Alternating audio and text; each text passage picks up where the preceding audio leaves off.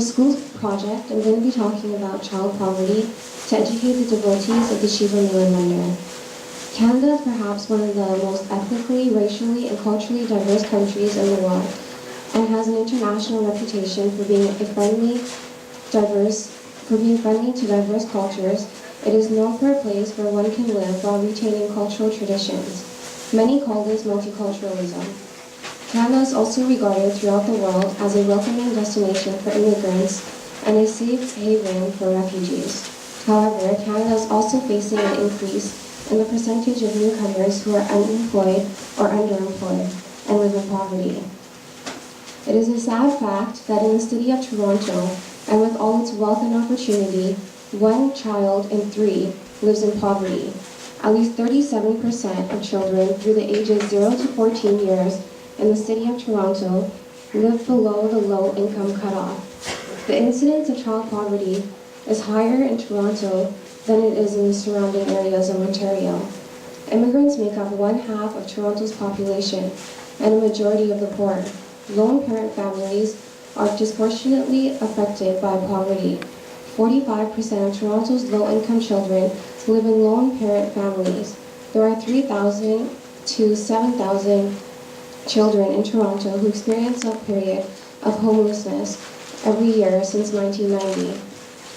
And nearly 67,000 Toronto citizens are on housing waiting list. So what exactly is child poverty? Child poverty is defined as children that come from a poor family or children that are orphaned, being raised with limited and in some cases absent state resources. Resources such as the basic necessities, having the right to adequate shelter, food, income, and health and employment.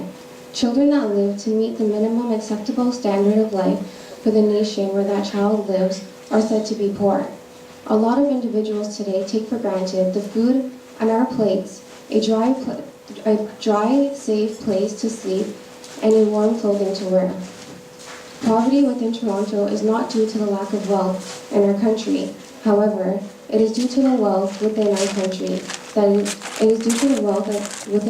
and how it is distributed.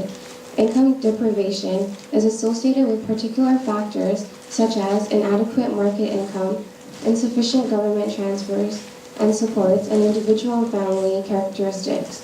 Children have the highest poverty rate when compared to any other demographic group. This is due to the fact that a child adds to the family's cost of living, and that child does not earn any sort of salary to contribute within the family's income. Therefore, the more children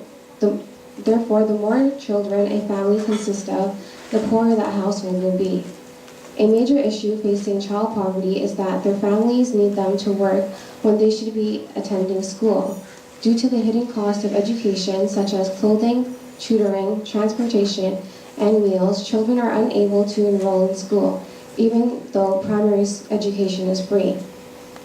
There are strong arguments being made to have children agencies do more work as child advocates on preventing programs and on fighting widespread child poverty. We can identify 3 streams of response to poverty over the past 3 decades: charity and direct service, community development, and government-focused protest and advocacy. However, with the exception of the expansion of the pension coverage for seniors and partial steps to reduce child poverty rates through the Canada Child Tax Benefit, federal and provincial governments have seldom demonstrated that the will to significantly reduce poverty rates. So it's time for us, as the members of the community, to step up and say enough is enough. And the next time you see a child that isn't wearing the same brand of clothing that you are, don't laugh at them or exclude them. Be their friend. The next time you don't want to finish your food and throw it out halfway, think of the children in Toronto who wishes they could have it. The next time you go to bed in your luxurious bed sheets and bedroom, think about the children who have to sleep on the floors or even worse. And the next time you see a child living in poverty, treat them as a human, for we are all equal. Thank you.